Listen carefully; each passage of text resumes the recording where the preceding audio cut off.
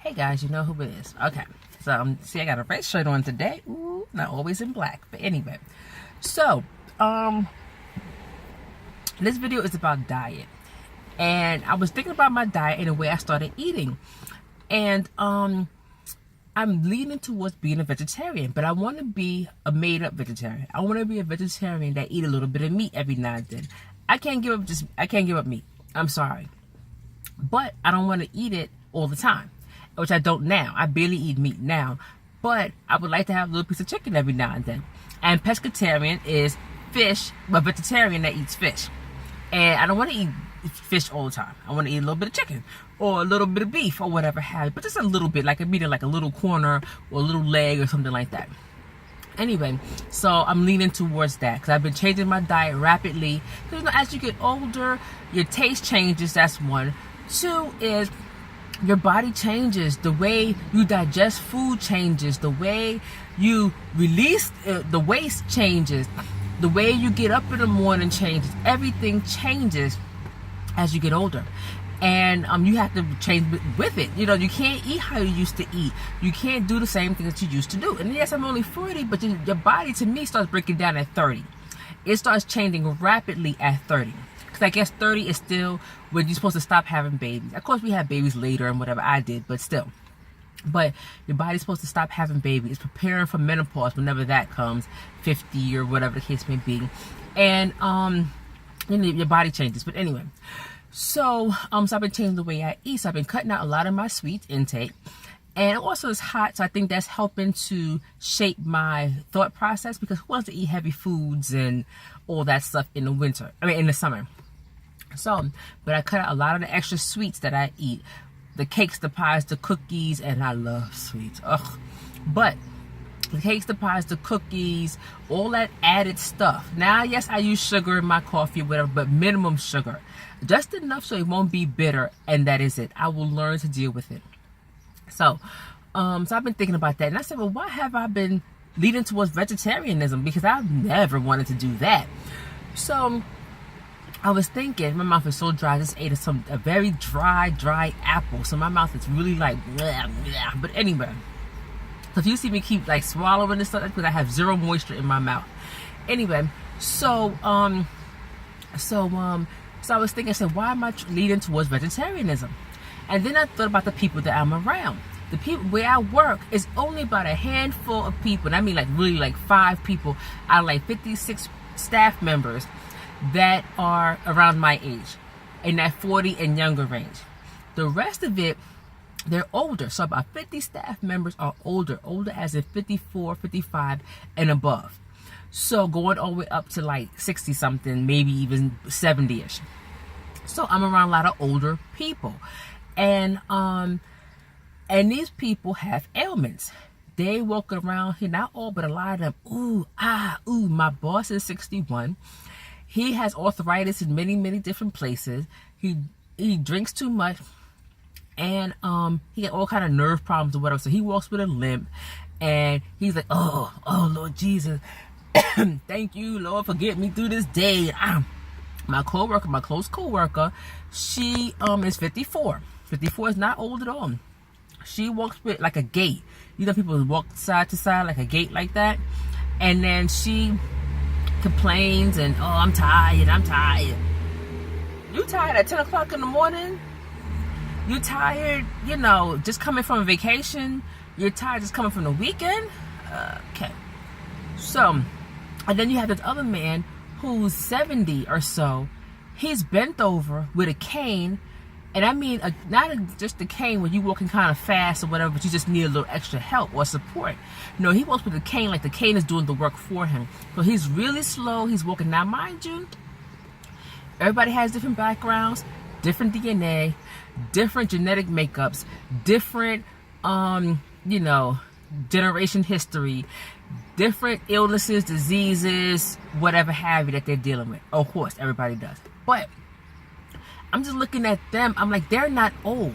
Those people that I just mentioned, plus the age group, is not old. 70-year-olds are still on the dance floor all night long, dancing, having a good time. And they're not the exception. They are not the exception. 70 years old are still driving cars. They're still eating, moderate, not whatever they want, but they're eating decent food. They're going out, going on trips. They're traveling. They're the fun ones at the Senior Citizen Center.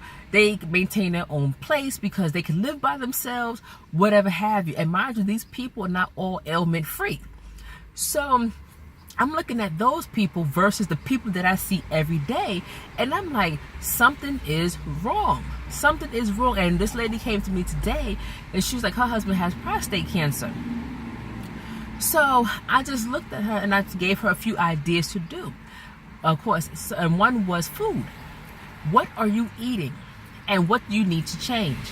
Because that did not necessarily give her husband cancer, of course not. But it'll help. When you change your diet, food is linked to every disease, illness, and issue. Food is linked to it. What are we eating? What are we putting in our body? What are we taking in? That's the fun foods, oh, they taste so good, or just one time, or that bucket that we're eating, that whole 2-liter soda that we're drinking on a lonely Saturday night, that gallon of ice cream, that donut and chips, and all those calorie intake, the caloric intakes. What are we putting in our bodies? Because why should I got two 54-year-olds at the job, almost exact birthday. One is the one I told you about. Oh, Lord Jesus, thank you, Lord, for getting me through this day. Every 2 seconds, Then you have the other one who wear like 4-inch heels. Well, not the Frankenstein walk, but 4-inch heels. Well, she's laughing and happy and smiling, and you wouldn't think she's 54. She looks like 40 or so. She's happy and smiling, and she dresses well for her age, and funky and spirited and all kinds of stuff. What's the difference? Now again, ailments and issues and diseases and whatever have you, but still, what are we putting in our body? So that's what made me want to go more into veganism. I could deal with veganism with a little bit of chicken on the side. But I can deal with that. I can deal with vegetables and starch and fruit and things like that. And grain, and beans and things like that. That's how I pretty much eat anyway. But I just had to put down the sweets, which is a big deal for me. But I just kept thinking about that. So I don't want to be them people, if I can help it, of course. Be those people who's 60, but you act like you're 80. Who's 60 and you struggling, and you can barely walk, and your knees are all bent, your hands are all bent up, you bent all over and whatnot. You look like you ready to die. And every 2 seconds, it's like the co-worker, oh God, thank you, Lord, for waking me up this morning. That's it? Yes, you should be thankful for him waking you up this morning, but that's it? What about living? And I mean living, not living as far as just being alive. Living your life, living to be happy, or living in happiness, living in joy. You're happy that day. I'm smiling, the grass is green and the sky is blue. Not that she woke me up, because a lot of people do wake up. It's not a given, no, but a lot of people do wake up and whatnot. But what kind of pains are they in? Are they all in a vegetative state? Or they darn near should be in the vegetative state? Are they all broken up, and my phone is messing up, but are they all broken up and bent over, and they can barely roll out of bed? They need help getting in and out. And I mean at a young age. When you become 70, 80 and whatever have you, a little bit, especially when you're 80, then you get allowances and whatever have you, not a big deal. But when you're young enough to have a better body and a better mindset, then you should have one. I don't want to be like them. And I think looking at that, I see me, or I see what I could become. And yes, like I said earlier, we all have different DNAs and different generation histories, and we have all different chemical makeups and all that stuff. Yes, but this is what could be, because if you don't eat decently, not necessarily eat right, but eat decently, this is you. If you don't take care of your body, this is you.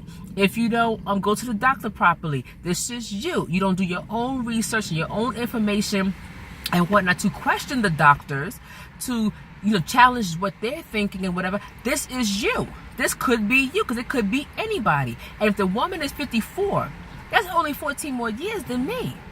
So if she's young enough to be doing it up and, yes, girl, and whatever have you, and if she feel like she got to hang with the 80-year-olds, then there's something wrong with that.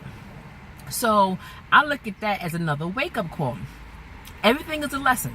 So I look at that as another wake-up call, because that could be me. What's to stop it from being me? Because again, different makeups, different generations, different everything. What's to stop that from being me? And I don't want to die by food. I don't want people putting on my headstone, how did she die? She died by food. She didn't want to give up the brownies. She didn't want to give up the sodas, the juices. She didn't want to eat any vegetables. She didn't want to do X, Y, and Z. I'm sweating up a storm. It's so hot in this car. But she didn't want to do any of those things. So why? And why not? Is a brownie worth death? Is a brownie worth being bent over for life, in a wheelchair for life? Is a donut worth, diabetes? Is whatever it is. And again, some things you can't help. Some things are just gonna happen, and that's what it is. A lot of cancers are like that. Just gonna happen, and that lupus is like that. A lot of diseases and illnesses happen like that. But still, you can still maintain it with food. You can still control it with food. I mean, every time I go walk in there, I grab an apple. Every time, because I see what I could be. And if I don't want to be it, then I need to do something now.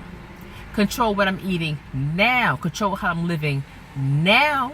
So when I get to that 50, 60 age or whatever have you, I still look good. I still have my faculties. I can still walk and talk. I can still do it with the best of them. And that's important. That is so, so important, that you take control of your health and your body and your mind, because that could be you. When we see that person all bent over, white or black, doesn't matter, or Chinese, Indian, whatever, that person all bent over with that hump in their back, or they got a cane or whatever have you, they look 80 or 70, but most of the time they're not. They're not. They're 50, they're 60, some of them are 40 and 30. But life has a way. And it's nothing, almost nothing else we can control besides what we eat. And I think that's why we as Americans overeat, is because we can control that. And nobody can tell us do not eat X, Y, and Z. Not really. They could tell us where we can work or can't work. They could tell us where we can live or can't live, because either we don't have the finances or they just not allowing us in, whatever the case may be. They could tell us what car to drive and what not to drive, and woo, woo, woo, woo. Food is left to us.